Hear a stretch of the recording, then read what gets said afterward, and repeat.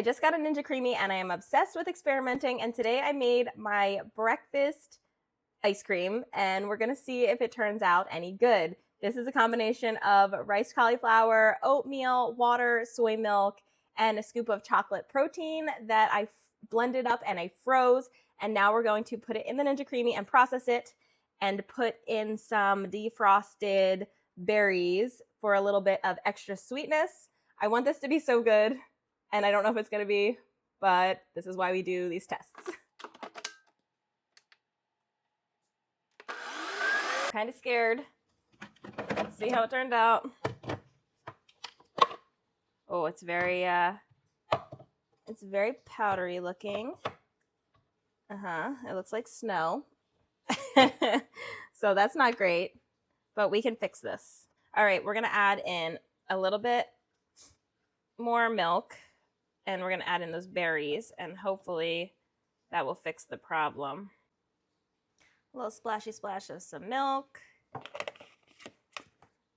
These are pretty juicy, so I don't want to add in too much milk. Oh, let's flatten the top before we process it.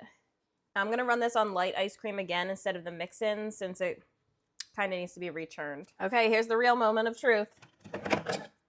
Let's find out if it's gross. Oh, okay. It's not powder anymore. It looks pretty good, actually. Let's see. Oh, okay. All right. That looks good. Wow. That's really good. I'm shocked. Yes. Okay. Look at this. It's so good.